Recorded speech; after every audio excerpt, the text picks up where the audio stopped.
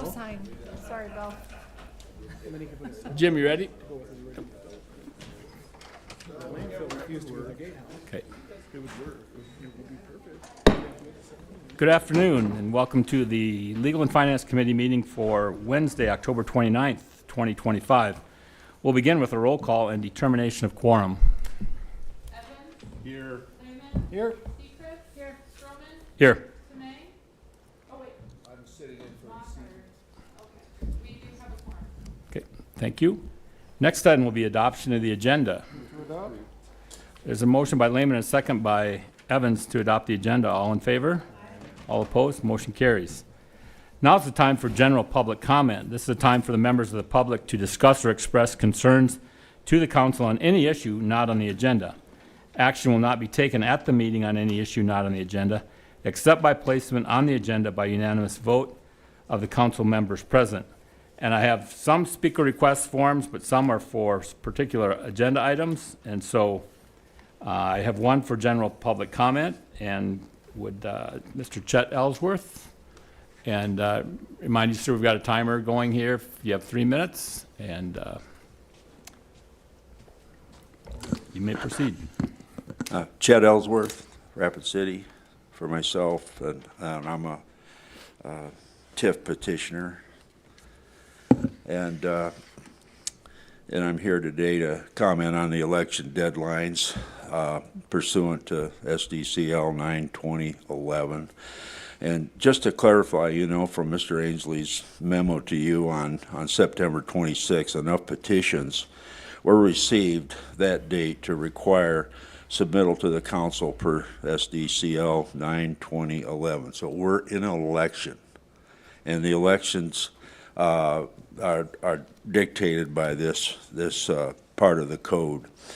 On 4 days later, on September 30th, 25, Darrell Shoemaker issued his approval of the media release stating the council will set a date for a special election, which could be as early as mid-November or as late as next June's scheduled municipal election. The very next day at the Rapid City Legal and Finance meeting, that was October 1st, the agenda was preempted by Dr. Tomei's report on the opioid message received from the AG, where the council could receive up to $100 million if the council would approve the mayor's committee, which apparently that happened and there's no record of that committee. Then at October 6th meeting, after that conduct of the meeting on October 1st, on October 6th, the council meeting, as you know, Mr. Ainsley's suggestion that his preference, and he confided to me that he asked for it, he said, let's get this done, was pretty much ignored. And while a date was moved and voted on, the process under SDCL 9/2011 has pretty much disappeared from the public eye. Been rejected in some places, and in some ways the burden has been reversed, and we are getting dangerously close to the 9/2011 no action violation.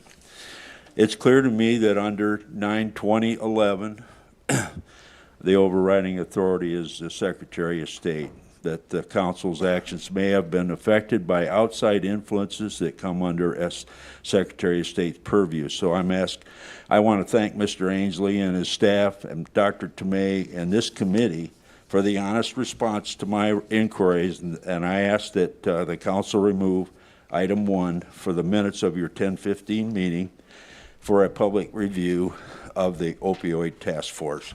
Thank you. Thank you, sir. I don't have any other speaker request forms for general public comment, so I'm going to close general public comment, and I'm going to go to consent items 1 through 15 and open public comment on those. And I have, well, I guess, Mr. Ellsworth, you were speaking on agenda item 1. So, I mean, I think we got the message on that. Is there anything you had to add for that? Yeah, excuse me. Yeah, I'm asking you to pull it for review, To pull, pull it off the agenda Well- and discuss it. That The 10:15 min- report, the the- minutes were on Oh, I see. 10:15 where he talked, Dr. came a very, very nice report on the opioid thing, leaving the question marks about the influence of that intervention just before the election notice is really what I'm after. Okay. And again, he did a wonderful job, but there's a lot of missing questions. I have been up there, I asked for meetings with Mr. Lundin and the mayor on this issue, and it's important to me, so I'm asking you to pull it. If you're not gonna pull it, that's fine, but well, I think that would take a unanimous action by the committee, and I don't see anybody in the queue to make a motion right now, so. I'm going to move on to public comment on items 11, 12, 14, and 17. Mr. Mark Millar, and sir, you have 3 minutes. Do I get on multiple items, those not being on the general? I think it's 3 minutes for that. That kind of Oh, changes so- here a lot. Sometimes people get a lot of time. Anyways, 11, let's see. Let's see. Tax Increment Finance District number 99. I've been attending some meetings lately as we kind of got bushwhacked as a community by the Tax Increment Finance District process recently. And so I've been trying to keep up on this. And I haven't seen anything about this Tax Increment Finance District 99 until now. And it seems like we're moving on action on that. Is that something that didn't pass through the planning committee? And so that's my question on 11. Let's see. Oh yeah. And this is my biggest issue, is with number 12. This amendment to the Tax Increment Finance District number 84. I understood when that was voted on in planning that unless it was asked to be appealed, that it was an act. It was a standing act. I'd like to see that process appealed. I'd like to see this go in front of the council. I don't know if any of you people are familiar with this, what is going on here, but I'd like to find out a lot more. You're now proposing to take a road a half-mile across a field and stuff it through a neighborhood that you forced into annexation into the city 16 years ago. Nothing's ever been done with their streets, but you're allowing a mile of neighborhood on Homestead to come over and go through what used to be a blind neighborhood of a community of about 30 or 40 homes. I don't even know if there's that many. And you're gonna put all of that traffic from Homestead, clear from Concourse, now to North Valley Drive, and shove it through a small community that's been there for 30, 40 years. And you're gonna make them the biggest road in the valley next to 44. And that's not clearly defined in any of your paperwork that you send out to the community. So I have friends that live in that neighborhood. I have family that used to live in that neighborhood, and I'm set to talk to those people to bring to their attention exactly what you're doing there on 84. The TIF doesn't even talk about development. It's a water line extension TIF. 17, let's see. The amount, again, we're voting on appropriations items and there's no amount. But I'd like to read you, I'm gonna go over time here, but I'd like to read you 14. Approve the agreement between the city and South Dakota Department of Transportation accomplishing Rapid City area transportation planning process in the amount of $709,000 and $687. Is that a plus dollars? Is that a minus dollars? Is that a grant? Is that a loan? Can any of you tell me what that $709,687 is? Because out here in the public, we have no idea what you're doing. Okay, thank you. That concludes public comment on the consent items, so I'm going to close public comment on the consent items and go to consent items 1 through 15. And does any committee member want to speak to any of those or pull any of those for separate consideration?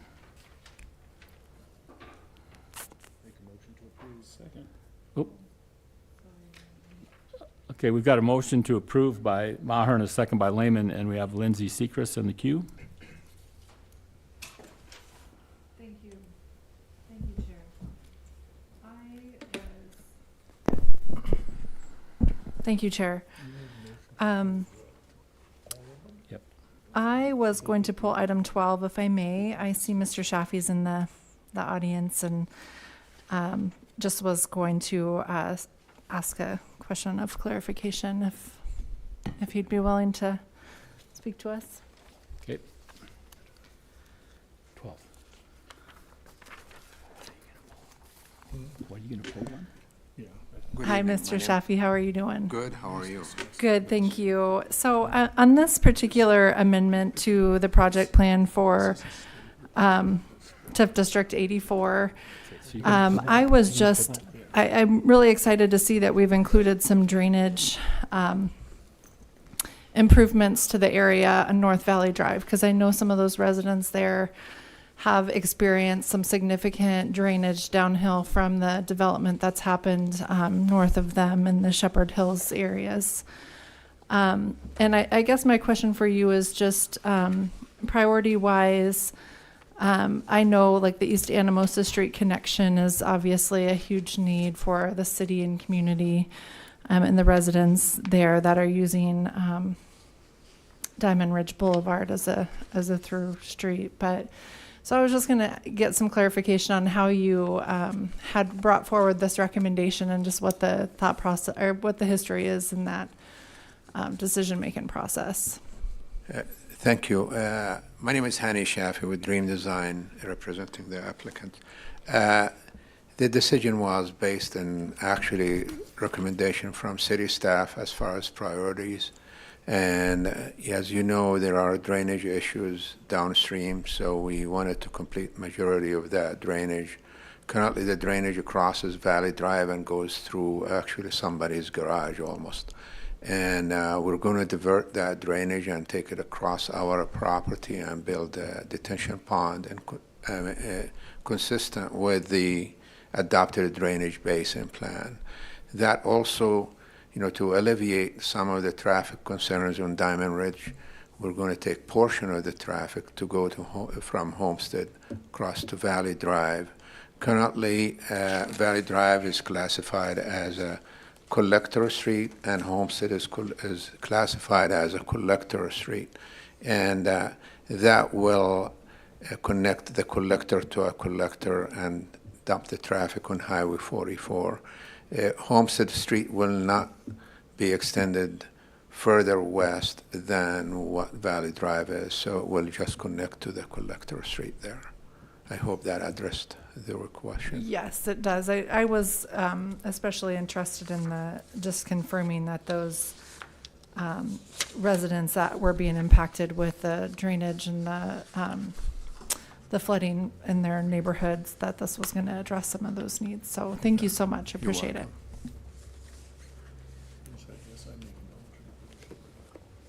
Well, if you want, if you want to pull 14, okay, so we'll get that discussed too, and then we'll see where the motion's at.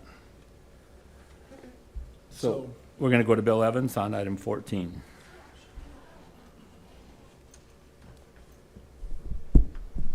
Yeah, this is regarding that figure that Mr. Millar mentioned. And I think either Vicky or one of your staff that may be here, I see she's already gone to explain how this works, because I think this is a kind of a federally mandated or a state mandated thing. We really don't control whether or not we do this. So would you explain how this process works? I guess, Yes, we're gonna go to Vicky first. Okay. I'm gonna resume control of the Whatever. meeting. So, Thank you, Mr. Chair. I just wanted to point out, because I always appreciate when the public does take interest in how the agendas are set up. So the agenda item identifies that we have an agreement, and it's an agreement between the city and DOT. And that agreement includes a dollar amount of $709,687. When you then open up the agreement, it clearly explains that these are federal dollars coming into the state to be used from DOT for the Rapid City Area MPO Organization 2025 Unified Planning Work Program. And with that, if you would like additional information, may I please defer to Kelly Brennan? She is the staff that knows the details of that plan. Yeah, that's what I'd like to have her explain, because I do believe the MPO is a requirement we have to have in order to get any federal dollars, That's correct? So correct. explain that, please. So how this agreement works is we come up with our Unified Planning Work Program every year. That is the document on the agenda that's right before this agreement. And that outlays all the activities that the MPO and MPO staff will take on for 2026. It breaks down the funding that those activities will then cost. It also designates exactly what studies we're going to perform. These are all decided on by the MPO EPC, Executive Policy Committee. So the way it works is that if you look at the agreement, the total cost for the MPO studies, consultants, staff, and so forth is $866,000. Of that, 81.95%, the $709,687, is federally reimbursable through the SDDOT as a pass-through agreement. That's what this agreement is for, so that we can get that funding back for those activities that we perform. Thank you. I really appreciate that. And I understand Mr. Millar's concern, because until I came on the council, I didn't understand 95% of all the things that go on. You just can't. There's all these processes, there's all these agreements, there's all these rules, there's all these things you have to do simply to make it function. And general public really doesn't have any clue about 90% of these things. So you learn as you're up here on the council. A lot of things you think you're going to change, you can't change, because it's not yours to change. So I hope that maybe explained a little bit, Mr. Millar, about where that money is coming from and why it's going to where it's going. So thank you. Absolutely, I was just asking for clarity. As printed on this piece of paper, has no clarity. Well, and even if you do go into the subtext and, Is that you part know, of disclosing what's happening in this meeting? well, yeah, and that's kind of the process. And I've mentioned that before. Maybe we need a little bit more explanation. So we thank need to you. move on. Thank you, Kelly. Thank you. So the motion that we have is to approve the consent items 1 through 15. All in favor? All opposed? Motion carries. Next, we'll go to non-consent items 16 through 17, and I'd open public comment on those. And Mr. Millar, you didn't get a chance to talk about 17. Do you have something on 17? Do you have that on your request form? Again, I was just looking for an amount. I don't see how we can make action on something not knowing the amount. Okay. Am I to understand that you did not move towards the full council, the decision on TIF 84? Thank you. So I'm going to close public comment on the non-consent items, and we'll go to number 16, resolution number 2025-125, a resolution amending solid waste division fees to be charged starting January 1, 2026 for various services. And I'll go to Director Ainsley. Thank you very much, Mr. Chair. Today, we are going to provide you an update on our cost of service analysis for our solid waste division, and explore 4 different scenarios of how we could continue to provide services for the residents of Rapid City, and then ultimately what our recommendation is to the council. Back in 2021, the city did approve some very minimal rate adjustments in our sanitation, and that was based on the required baseline needs. They were the minimal needs that were identified. Unfortunately, during the time period of 21 to 2024, we had significant cost escalations. If you look at the inflationary issues that ended up occurring throughout the Black Hills and throughout the nation as a whole, they were more pronounced within the sanitation division than other divisions.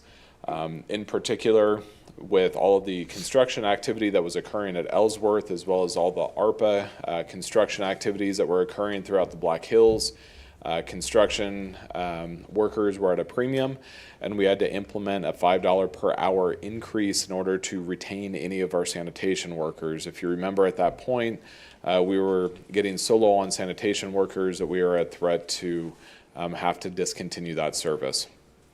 And so those increases in costs were not included in our rates that were passed in 2021. And so now, as of 2024 and 2025, we are in a deficit situation. Again, we had anticipated a 19% increase in wages. The reality was it was about a 58% increase. Healthcare, we had anticipated an 8% increase. It was a 62% increase. The reason why healthcare was so high, a lot of the employees that left were single coverage employees, and then when we hired replacements for them, they ended up having family coverage, which was more expensive. And so the resulting increase was there. If you look at increases for our collection equipment, was also fairly significant, but also what was really high was the cost of constructing cell 15, which we are currently using now for our fill. And that total cost was actually $11 million, so almost double what was anticipated. That, like several of our projects, face the typical construction CIP price increases, but again, the price increases that we have seen over the past 5 years have been far more pronounced in earth moving equipment and earthworks, and unfortunately a cell is almost entirely that. And so that's why that, compared to all of our CIP projects, had such a drastic increase. In order to make the 2026 budget balance, we did include our interdepartmental service charge, what the council is well aware of. In order to make everything balance out, we did cut out $1.1 million in equipment. That truly is not sustainable for our department. And in order to make this work, they have been doing a very diligent job of trying to acquire used equipment whenever it's feasible, when the equipment has low hours.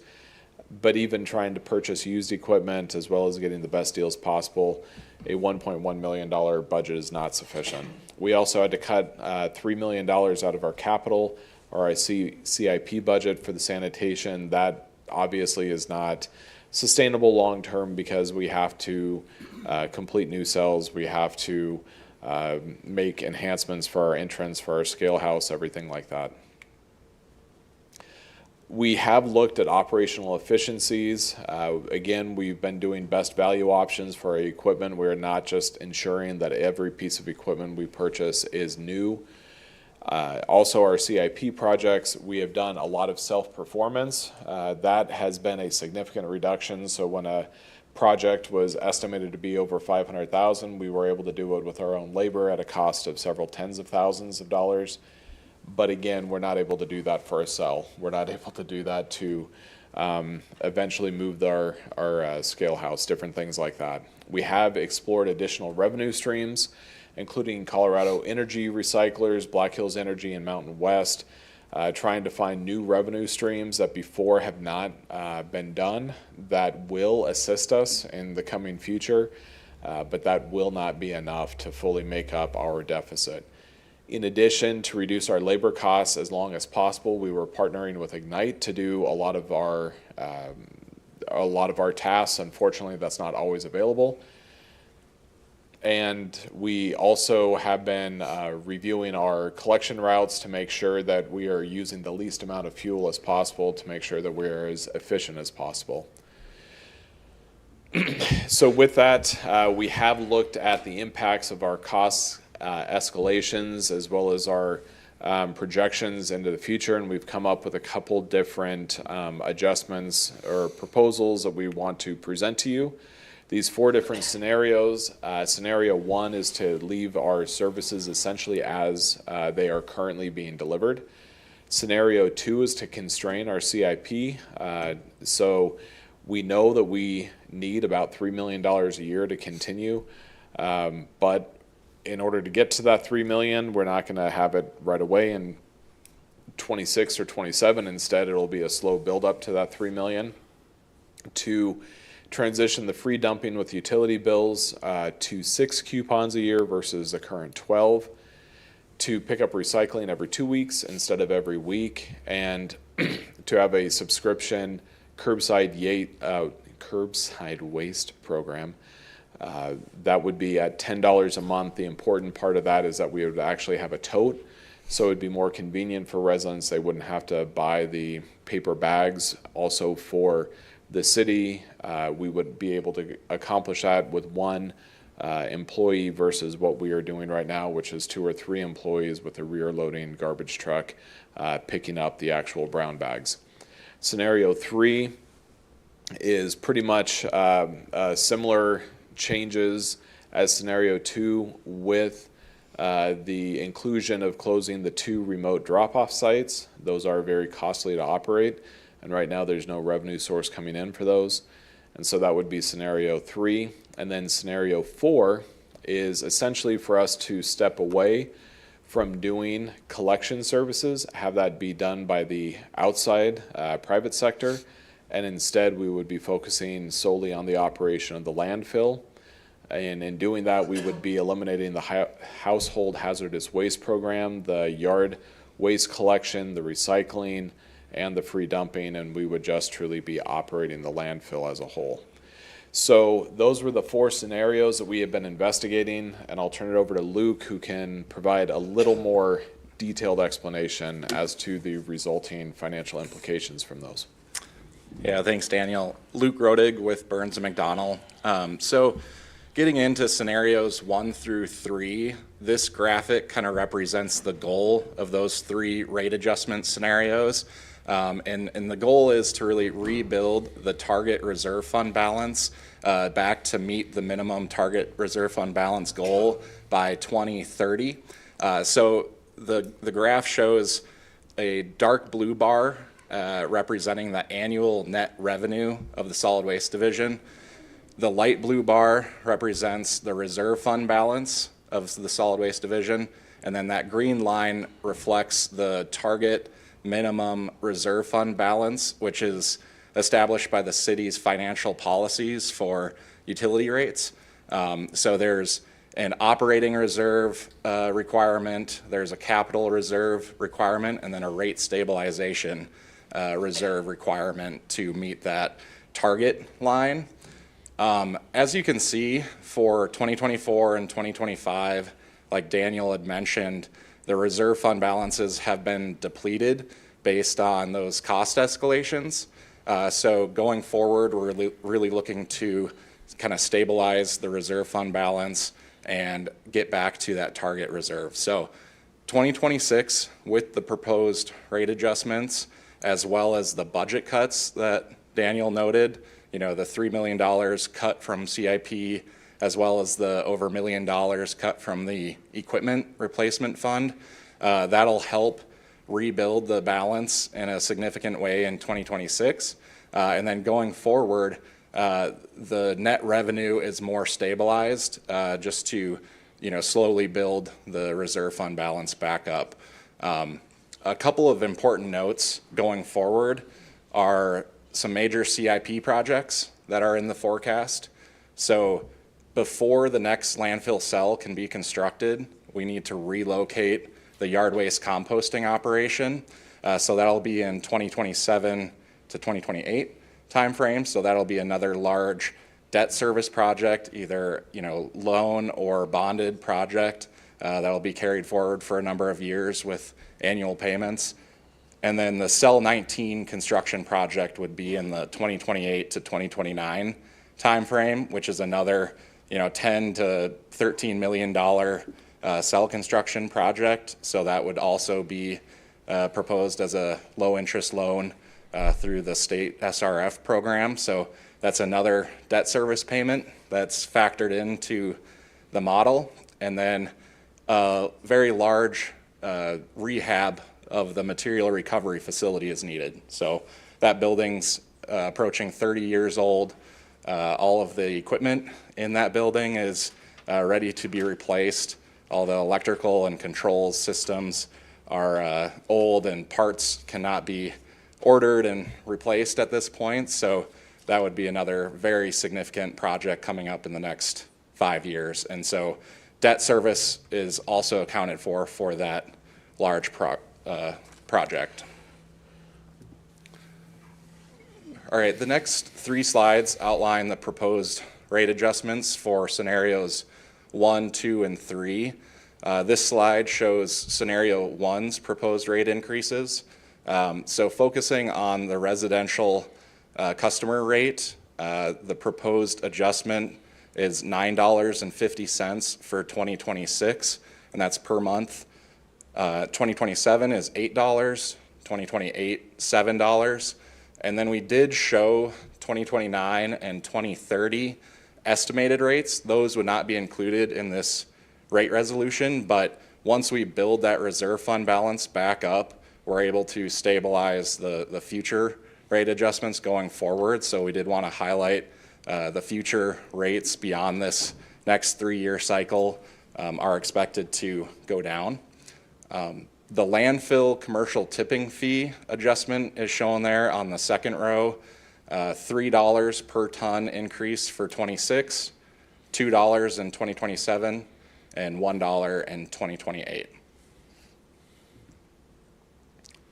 This slide shows scenario 2's proposed rate adjustments. As Daniel noted, there's some service changes that help reduce costs. So the rate adjustments are slightly smaller on this option. For residential collection rates, 2026 adjustment is $7.50, 2027 is $7, and then 2028 would be $5.50. The landfill adjustments are the same for this option. And we do have a summary slide in a couple slides that shows all these options compared to each other. So here is the scenario 3 proposed rate adjustment. More services are cut or eliminated with this option, so the resulting rates are slightly lower for the increases. 2026 residential increase is $4, 2027 $3, 2028 $3, and then estimated to be reduced for 29 and 2030 as well. The landfill tipping rate is slightly reduced on this option as well, $2 in 2026. Otherwise, it's the same as the other scenarios. Just to get a sense of the scale of those service changes between scenarios 1, 2, and 3, we itemize those out in this table. So looking at the free dump utility bill services and the resulting cost based on the number of loads that are coming out there and the tonnage associated with them is what those values show for rows 1 and 2. So almost $400,000 by reducing it from 12 to 6 free dumps a year. And then $800,000 is the total revenue that's being, I guess, lost for that 12 utility bill free dumps per year. Making the change from recycling being collected every week to every other week would have a $131,000 savings each year. The curbside yard waste program, the annual cost of that service is $325,000. I will note that there's less than 5% of the customers utilize that service, so it's a very low participation rate. The folks that use it do put out a lot of yard waste. However, it's a very low number of households that the collection crew picks up on each week that yard waste is collected. And then the remote drop-off sites, the annual cost of the service for the 2 remote sites is $309,000 a year. So this really compares the residential collection rate for the 65-gallon container, just to provide that comparison look across the rates and the given scenarios. We did note scenario 4 on this table as well. So the current collection rate, we have some benchmark data points for households within and around the limits of Rapid City, and that collection rate is $52 a month for garbage service only. So that does not include yard waste collection or recycling collection. Those are additional to that rate. So other notes with scenario 4, there's some regulatory considerations that would need to be evaluated. Yard waste is banned from disposal in the landfill, so there would need to be an alternative option for diverting that. And the city would need to identify that option before it's removed from their solid waste permit. And then also the solid waste permit and the rules for solid waste have a comprehensive source reduction and recycling plan that's required as part of the solid waste permit out at the landfill. And recycling is a part of that plan currently. So if there's a change to that, that would require a permit modification, and there may be some additional requirements from the state on that scenario. This slide shows some benchmarking based on the collection rates for Rapid City in 2025, along with some similar communities in the region. In general, Rapid City is very competitive and efficient with their collection rate currently, as well as looking at the services that are included with that rate. There's a higher level of service than most of these benchmark communities. So currently the residential rate includes recycling pickup, yard waste, as well as the free disposal programs.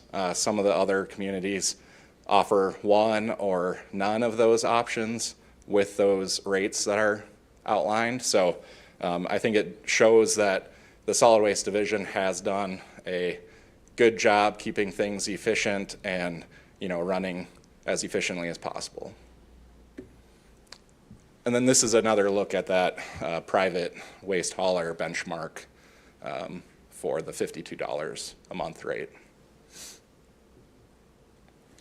So for the next steps, we are seeking direction from the city council on which scenario, or if you'd like a different scenario for us to explore. We do have a proposed resolution that's attached to this agenda that would be presented Monday night. That resolution implements scenario number 2. In addition to that, we are looking at implementing some ordinance changes so that we are able to provide commercial recycling services, which right now by ordinance we're prohibited from doing. But we are asking for the rates to be effective as of January 1st of 26 in order to make sure that we can stay healthy in that sanitation fund. We'd be happy to answer any questions you might have. Thank you. Any questions from the committee? We'll go to Councilman Bill Evans. I have a question. Why is it the difference between a 35-gallon thing and a 95 is only a couple bucks in there when you figure the cost of that? Is it because the labor is all of it, but doesn't that really affect the amount of junk that goes into the landfill, and overall, in the long run, should be a larger expense with a larger container if it's full? We are looking at phasing out the 35-gallon. As I understand, I don't think that's really available to be used essentially for us to be able to purchase new ones. And so in the future, that 35-gallon really is not going to be available. Well, I guess that really didn't answer what I asked, but well, and the labor costs and the equipment costs really are the primary drivers of the expenses for the sanitation fund. the amount of volume that is contained within the cell, that is absolutely a cost. But when you look at the cost of the cell versus the ongoing annual costs of the equipment and the labor, it's a minimal amount. And if I may add a little bit of detail to that, our cost of service study does break it out regarding the collection costs as well as the disposal costs for the residential customer.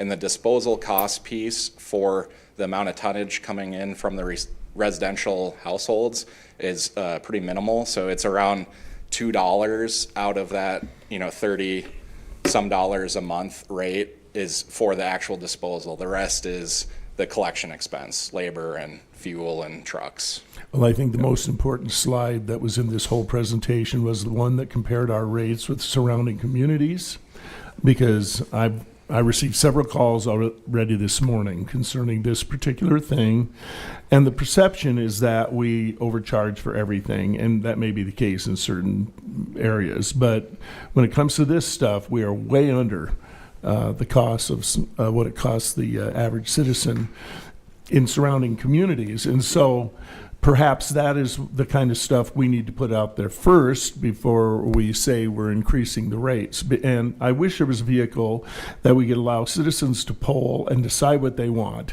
because perhaps they don't want garbage collection every week. Perhaps they don't want this stuff. And so rather than us making a decision without all of their input, they could make the decision themselves by voting, and then we just implement what they want.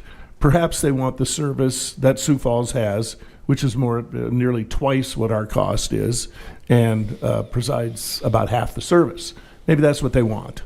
But it's very frustrating and we received this stuff last week or a couple weeks ago, and we know all of the problems. We know that we're doing a good job, but the people don't. So somehow we need to rectify that communication problem. Thank you.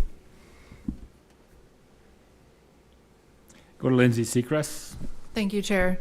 Thank you, gentlemen, for the presentation. I have a few questions. I know on the scenarios that we would be going to the 6 curbside collection pickups for the yard waste, there's been some discussion of using a tote.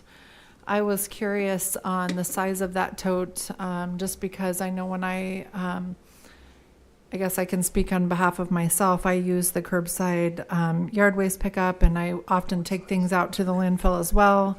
I know many of my neighbors do. I would argue that 5% of the population utilizing that service is probably pretty low, just from my neighborhood.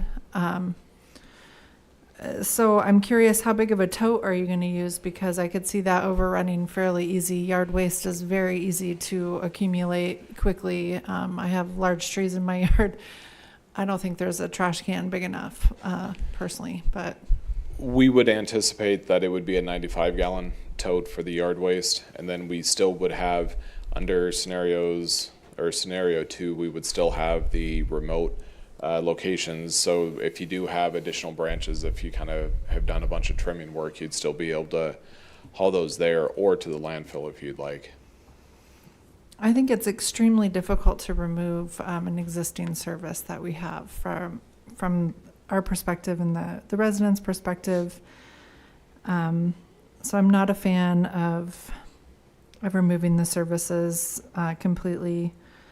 I'm with Mr. Evans on that. I do think it's helpful to see comparison of other communities, but how we communicate this out to the residents for them to understand. And I know just in the time I've been on city council, I've gotten quite a few calls on lots of opinions on solid waste pickup, and whether that be we should be commercial, we should be using commercial, the county should be doing our managing our solid waste. And speaking to that, I guess one of my questions is, what is the South Dakota statute on a county running the landfill versus the city? As far as landfill operations, that's not a municipal responsibility. That is a responsibility of a county. As far as collection within the city does need to ensure that either it's done or we franchise that out with independent commercial operators. But the landfill operation itself, that's technically not a city responsibility. If we were to move away from that, I believe it's at least a 10-year notice that we would have to provide the county. And but in practicality, from what I understand, it's probably closer to a 20-year cycle for a new landfill to be fully permitted. And so that's definitely a long-term view, which the council definitely can discuss, but that's not a 26 or 27 action item. I think that would be important for us to start discussions at this point, and just looking towards what, the city's interest is in this moving forward. And I guess I'm also curious what time frame, how long does a cell last for? What does $10 to $13 million provide us for as far as the time frame Yes. for the cell? So cell 15, which was constructed last year, is about a 5-year cell. It is a much smaller cell, just given the topography and where it's located on site. So it was expensive to build, doesn't provide as much airspace. Cell 19 will be a much larger cell, and there won't be quite as many complications for construction. So, the scale of that cost of the cell should be, a little bit better, but it'll provide around 15 years, and that's the last current permitted cell. And then we're basically out of space at the landfill in our existing location. There's an ongoing permit expansion project in the works. Oh, okay. So we could potentially, Correct. and then my final question would just be, have we done an analysis of what it would look like if we were to eliminate the recycling piece to this, the impacts? I realize that it's a diversion strategy more than it is a revenue generation.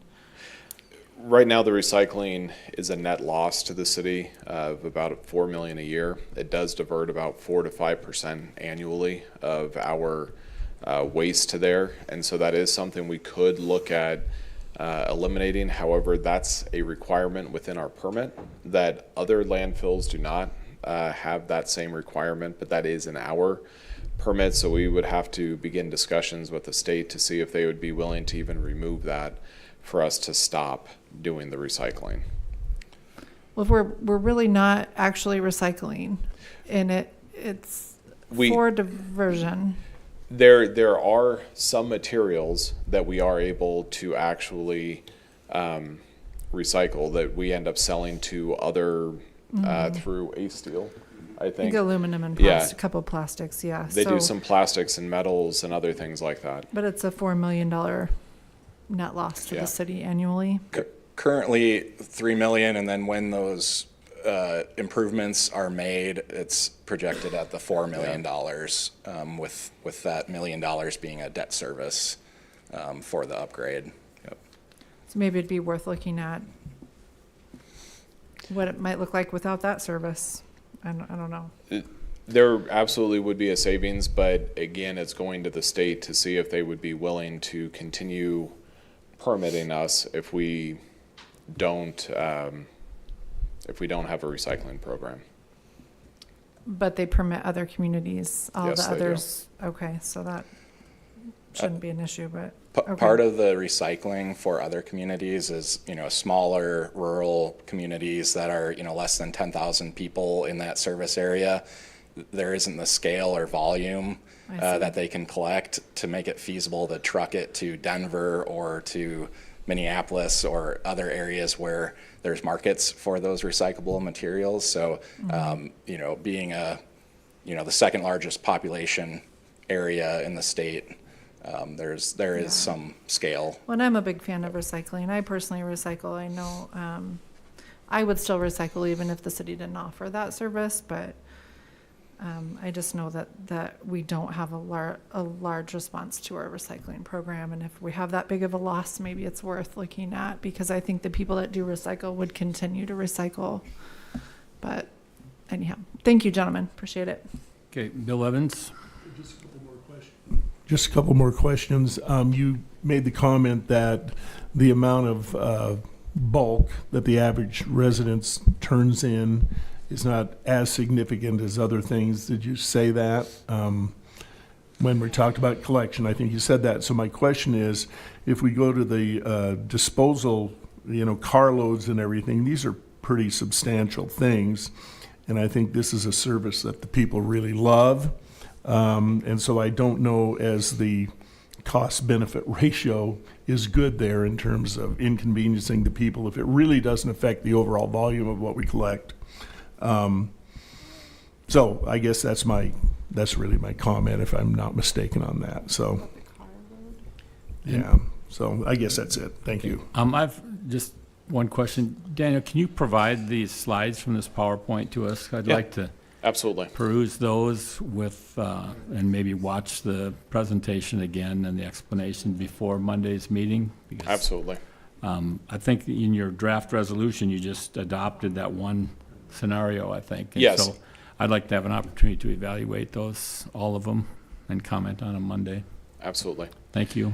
And to your point, the draft resolution is implementing scenario 2, just to make sure everyone's clear on that. So if the council wants to move a different direction, we would just need to make amendments to the resolution. Okay. Thank you. Can I get a motion to acknowledge? Motion by Evans and a second by Sechrist to acknowledge item 16. All in favor? All opposed? Motion carries. Next item is item 17, is second reading and recommendation of ordinance number 6695, an ordinance regarding supplemental appropriation number 4 for 2025. And we will go, if Daniel can race back to his microphone.